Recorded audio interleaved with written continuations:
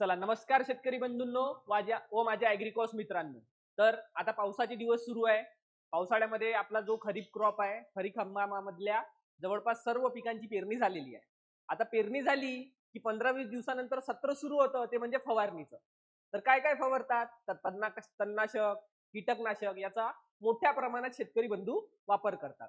पण हा वापर करताना शेतकरी बंधू हे पाहत नाही की खरंच त्या तणनाशकाची किंवा कीटकनाशकाच्या फवारणीची गरज आहे का? म्हणजे काय? तर एक पॅटर्न फिक्स झालेला आहे की मी पीक लावलं की 1 महिन्यानंतर प्रत्येक 15 दिवसांनी फवारणी करायची. मग त्या फवारणीची गरज असो किंवा नसो. मग या अनावश्यक कीटकनाशकाच्या फवारणीमुळे काय होतं? तर शेतकऱ्याचा उत्पादन खर्च वाढतो व पर्यावरणाला सुद्धा हानी पोहोचते. मग शेतकऱ्यांनी काय केलं पाहिजे? तर शेतकऱ्यांनी स्मार्ट डिसिजन मेकिंग केलं पाहिजे. कसं? स्मार्ट डिसिजन मेकिंग म्हणजे काय? जर गरज असेल तरच कीटकनाशकांची फवारणी करावी. मग शेतकऱ्याला माहित कसं पडेल की आता मला शेतामध्ये कीटकनाशकाच्या फवारणीची गरज आहे. मग ही कीटकनाशकाची गरज आहे की नाही हे माहीत करवण्यासाठी आपल्याकडे एक टूल आहे, ज्याला आपण म्हणतो फिरोमॅन ट्रॅप. फिरोमॅन ट्रॅप, ज्याला काही शेतकरी मराठीमध्ये कामगंध सापळे असं सुद्धा म्हणतात. मग आता या फिरोमॅन ट्रॅपचा वापर काय? याचा वापर कसा करायचा? याचा वापर करताना काय काळजी घ्यायची हे सुद्धा आपण पाहू. बऱ्याच शेतकरी मित्रांना या फिरोमॅन ट्रॅप बद्दल माहिती तर आहे, पण त्याला प्रॉपर रित्या मीन्स त्याला एकदम योग्य रित्या कसं वापरावं याची टेक्नॉलॉजी त्याला माहित नाही. म्हणून हे फिरोमॅन ट्रॅप ते शेतकरी शेतात लावतात, पण त्यांना त्याचा पाहिजे तसा फायदा होत नाही. तर आज आपण या कामगंध सापळ्याबद्दल माहिती करून घेऊ. तर सर्वप्रथम हे कामगंध सापळे म्हणजे काय? तर या कामगंध सापळ्यामध्ये एक विशिष्ट प्रकारचं रसायन असतं. एक विशिष्ट प्रकारचं रसायन असतं. त्या रसायनाकडे काय होतात? नर पतंग मीन्स जे मेल्स असतात, नर पतंग आकर्षित होतात व त्या सापळ्यात येऊन फसतात. मग आता जर नर पतंग आपल्या सापळ्यात फसले तर काय होणार? त्या ठिकाणी मेटिंग होणार नाही, मीन्स काय प्रजनन होणार नाही आणि त्यामुळे मादा जी आपली फिमेल असते ती अंडी देणार नाही. आणि जर मादेने अंडी दिले नाही तर येणाऱ्या ज्या जनरेशन्स आहे मीन्स येणारे जे नवीन कीटक आहे ते येणार नाही व आपल्या शेतामध्ये काय होणार? कीट नियंत्रण होणार. पुन्हा आणखी एक गोष्ट काय होऊ शकते की या सापळ्यामध्ये नर अटकल्यामुळे आपल्याला माहिती पडू शकते की आपल्या शेतामध्ये कीटक आहे की नाही व आपण एक स्मार्ट डिसिजन मेकिंग करू शकतो की आपल्याला फवारणीची गरज आहे की नाही. यामुळे काय होऊ शकतं? आपला मीन्स अनावश्यक जी फवारणी आपण करतो त्याचा खर्च वाचू शकतो. मग फिरोमॅन्स कसे असतात? तर फिरोमॅन्स हे जनरली प्रजाती विशिष्ट असतात. प्रजाती विशिष्ट मीन्स जो ल्यूर, फिरोमॅन ट्रॅप मध्ये एक ल्यूर असतो.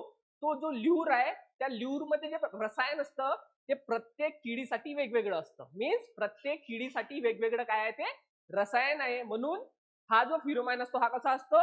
प्रजाती विशिष्ट असतो. मीन्स प्रत्येक प्रजातीसाठी तुम्हाला वेगळा ल्यूर विकत घ्यावा लागेल. मीन्स कापूस उत्पादक शेतकऱ्यांना वेगळा ल्यूर लावावा लागेल, धान उत्पादक शेतकऱ्यांना वेगळा ल्यूर वापरावा लागेल. मग आता प्रश्न येतो की पेरणीनंतर साधारणतः किती दिवसानंतर हे सापळे आपण शेतात लावावे व किती लावावे, कसे लावावे? तर जे आपले कापूस उत्पादक शेतकरी आहे, जे आपले कापूस उत्पादक शेतकरी आहे त्यांनी बोंडअळीच्या निरीक्षणासाठी मीन्स तुम्ही काय करता? निरीक्षण करत आहात, त्याला आपण म्हणतो मॉनिटरिंग. मीन्स बोंडअळीच्या निरीक्षणासाठी 5 सापळे प्रति हेक्टर, 5 सापळे प्रति हेक्टर म्हणजे एकरी 2 कामगंध सापळे लावावे. किती दिवसानंतर लागावे? तर कपासीच्या पेरणीच्या 45 दिवसानंतर हे सापळे तुम्ही शेतामध्ये लावावे. कपासीच्या पेरणीच्या 45 दिवसानंतर एकरी 2 असे सापळे तुम्ही शेतामध्ये लावावे. मग सापळा लावताना कसा लावावा? तर सापळा लावताना सापळा हा नेहमी तुमचं जे पीक आहे त्याच्या कमीत कमी 1 फूट वर मीन्स तुमच्या पिकाची जेवढी वाढ झाली आहे त्याच्या 1 फूट वर 25 ते 30 सेंटीमीटर वर हा सापळा लावावा. हा सापळा तुम्ही तिथे लावावा. हे झालं कापूस उत्पादक शेतकऱ्यांसाठी. मग जे धान उत्पादक शेतकरी आहे, धानामध्ये खोडकिडा मोठ्या प्रमाणात येतो. मग धान उत्पादक शेतकऱ्यांनी काय करावं? तर धान उत्पादक शेतकऱ्यांनी एकरी एकरी 3 ते 4 सापळे, एकरी 3 ते 4 सापळे रोवणीच्या 15 ते 20 दिवसानंतर लावावे. रोवणीच्या 15 ते 20 दिवसानंतर एकरी 3 ते 4 सापळे लावावे. आणि इथे सुद्धा सापळे हे जे तुमचा धान आहे त्याच्या वाढीच्या 1 फूट वर असले पाहिजे, म्हणजे कमीत कमी 30 सेंटीमीटर वर असले पाहिजे असे सापळे तुम्ही लावावे. मग यामध्ये जो लूर राहतो तो विशिष्ट लूर राहतो. जसा कापसामध्ये गुलाबी बोंडअळी साठी जो ल्यूर आहे त्याला आपण म्हणतो गॉसिप ल्यूर. त्याला आपण काय म्हणतो? Gossip lure. आणि धानामध्ये जो आपला खोडकिडा आहे ज्याला आपण येलो स्टेम बोरर म्हणतो, या खोडकिड्यासाठी जो ल्यूर आहे त्याला आपण म्हणतो स्किर्फो ल्यूर. काय म्हणतो आपण त्याला? स्किर्फो ल्यूर. तर हा जो प्रजाती विशिष्ट असा ल्यूर आहे तो आपण मार्केटमधून विकत आणावा व तो लावावा. आता तो लावताना काय काळजी घ्यावी? तो लावताना आपण काय काळजी घ्यावी?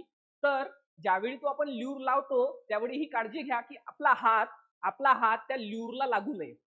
आपला हात त्या ल्यूरला लागू नये. बरेच शेतकरी काय करतात, ते आणतात पॅकेट, त्याला ओपन करतात आणि डायरेक्ट हाताने लावतात.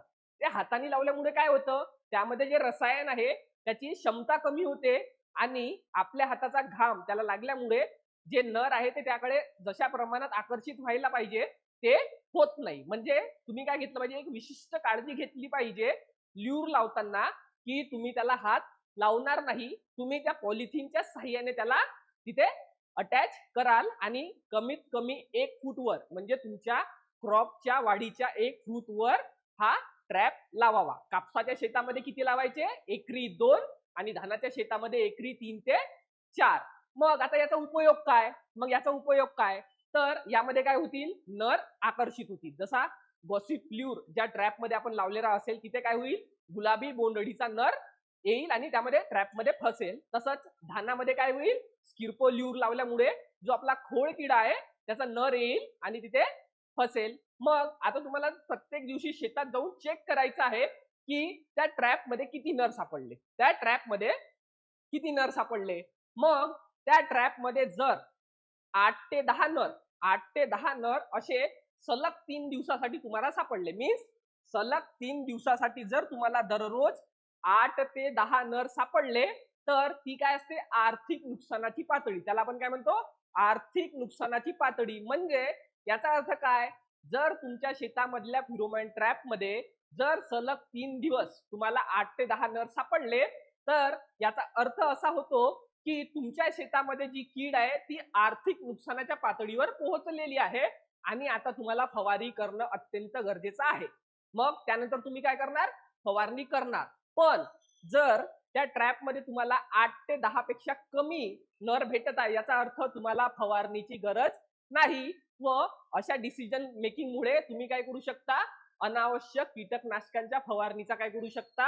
हा खर्च वाचवू शकता. मग जी ल्यूर तुम्ही त्या ट्रॅप मध्ये लावली किंवा त्या कामगंध सापड्यामध्ये लावली ती किती दिवसांनी बदलायची? तर ती प्रत्येक 15 ते 21 दिवसांनी बदलवावी. मीन्स जो ल्यूर तुम्ही लावला तो तुम्हाला प्रत्येक 15 ते 20 दिवसांनी काय करावा लागणार आहे? बदलवावा लागणार आहे. मग हे झालं फक्त निरीक्षणासाठी. मग काही लोकांना जर मोठ्या प्रमाणात ते नर पतंग पकडायची असेल, ज्याला आपण मास ट्रॅपिंग म्हणतो, तर काय करायचं? तर सापड्यांचा नंबर वाढवायचा. म्हणजे किती? तर एकरी 8 हेक्टरी 20, मीन्स एका एकरात 8 कामगंध सापडे लावा, जेणेकरून तुम्ही नर कीटकांना मोठ्या प्रमाणात पकडू शकाल, ज्याला आपण मास ट्रॅपिंग म्हणतो. तर हा होता एक फिरोमॅन मीन्स कामगंध सापड्यांसाठी. आणि कामगंध सापळा लावताना हा कधी शेताच्या मधोमध लावावा. कामगंध सापळा हा शेताच्या मधोमध लावावा. तुम्हाला जर कापसामध्ये एकरी 2 लावायचे आहे तर 2 मधात लावा. जसं धानामध्ये एकरी 3 ते 4 लावायचे ते सुद्धा मधात असावे, धुऱ्यावर किंवा एकदम काठावर नसावे. पण याच्यात उलट असतं प्रकाश सापळ्यामध्ये. प्रकाश सापळा जो लाईट ट्रॅप आहे, कामगंध सापळा हा प्रजाती विशिष्ट होता, पण प्रकाश सापळा तसा नाही. प्रकाश सापळा कोणत्याही कीटकांना आकर्षित करतो, कोणत्याही प्रकारच्या कीटकांना आकर्षित करतो. व प्रकाश सापळा हा तुम्ही शेताच्या मधात कधीही लावू नये. प्रकाश सापळा हा नेहमी शेताच्या काठावर तुमच्या धुऱ्यावर लावावा आणि एका एकरात 1 प्रकाश सापळा तुम्ही लावावा. 2 सापळ्यामध्ये लावण्याच्या जागेमध्ये एक काळजी घ्यायची आहे, ती म्हणजे फिरोमॅन ट्रॅप हा शेताच्या मधात लावा आणि प्रकाश सापळा हा कधीही धुऱ्यावर लावा. मग त्यानंतर आपल्याकडे काही बगीचा घेणारे शेतकरी आहे, ज्यांच्याकडे संत्रा आहे, संत्र्याचं क्षेत्र आपल्या क्षेत्रात मोठ्या प्रमाणात आहे. मग संत्र्यामध्ये काय होतं, फळगळ हा प्रॉब्लेम मोठ्या प्रमाणात दिसतो. तर मग फळगळसाठी खूप सारे फॅक्टर्स असतात. न्यूट्रिशनल डेफिशियन्सीमुळे होतो किंवा बाकीचेही फॅक्टर आहे. पण त्यामधला एक मेन फॅक्टर जो आहे तो आहे फ्रूट फ्लाय, ज्याला आपण फळमाशी म्हणतो. फळमाशी. मग या फळमाशीसाठी सुद्धा एक सापळा आहे, त्याला आपण म्हणतो मिथिल युजिनॉल सापळा. मिथिल युजिनॉल सापळा. तर हे जे केमिकल आहे मिथिल युजिनॉल, हे काय करतं, फळमाशीला आपल्याकडे आकर्षित करतं. तर तुम्ही हा मिथिल युजिनॉल सापळा तुमच्या बगीच्यामध्ये लावू शकता. मग हा मिथिल युजिनॉल सापळा लावताना काय काळजी घ्यावी, तर मिथिल युजिनॉल सापळा हा जनरली 2 ते 2.5 मीटर मीन्स 6 ते 7.5 फूट एवढ्या उंचीवर तुम्ही लावावा. शेतात लावताना तुम्ही हा कमीत कमी 2 ते 2.5 मीटर एवढ्या उंचीवर झाडायला हा सापळा लावावा. मग एकरी किती सापळे लावावे मिथिल युजिनॉलचे, तर एकरी 8 ते 10 एकरी 8 ते 10 मिथिल युजिनॉलचे सापळे तुम्ही शेतामध्ये लावा. त्यानंतर काही काही शेतकरी याला घरी सुद्धा बनवू शकतात. मीन्स आपली पाण्याची जी बिस्लरीची बॉटल असते त्याचा वापर करून तुम्ही बनवू शकता. तर कसं बनवू शकता, तर तुम्ही बिस्लरीची बॉटल घ्या, त्याला 2 साइडनी कापून खिडक्या बनवून घ्या, ज्यामधून फळमाशी आतमध्ये येईल. आणि एक प्लायवूडचा तुकडा, छोटा प्लायवूडचा तुकडा घ्या, 1 बाय 1 इंचचा असू शकतो, 1.5 बाय 1.5 इंचचा असू शकतो. आणि त्यानंतर मार्केटमधून अल्कोहोल, मिथिल युजिनॉल आणि कोणतंही कीटकनाशक, कोणतंही मीन्स मॅलाथिओन, मॅलाथिओन हे चांगलं रेकमेंडेड आहे. मॅलाथिओन हे तुम्ही आणा व त्याचं द्रावण बनवा. मग द्रावण बनवताना 6:4:1 6:4:1 हा रेशो मेंटेन करा. म्हणजे कसा, जर तुम्ही 60 ml अल्कोहोल घेतलं तर त्यामध्ये 40 ml मिथिल युजिनॉल मिसळा व त्यामध्ये 10 ml कीटकनाशक मिसळा व या द्रावणात तुमचा जो प्लायवूडचा तुकडा आहे तो रात्रभरासाठी भिजवून ठेवा. दुसऱ्या दिवशी सकाळी तुमच्या प्लायवूडचा जो तुकडा आहे त्याला एक दोरी बांधा व त्या तुकड्याला बॉटलच्या आतमध्ये टाकून ती बॉटल झाडायला बांधून द्या. अशा प्रकारे तुम्ही घरी सुद्धा एकदम कमी पैशांमध्ये मिथिल युजिनॉलचा सापळा बनवू शकता. आणि तो जो तुम्ही प्लायवूडचा तुकडा लावलेला आहे तो प्रत्येक 15 ते 20 दिवसांनी तुम्हाला पुन्हा त्या द्रावणात बुडवून तिथे पुन्हा लावायचा आहे. मीन्स तुम्हाला 15 ते 20 दिवसांनी पुन्हा तो बदलवायचा आहे. त्यामुळे अनावश्यक कीटकनाशकांचा वापर न करता शेतकऱ्यांनी स्मार्ट डिसिजन मेकिंग करावं.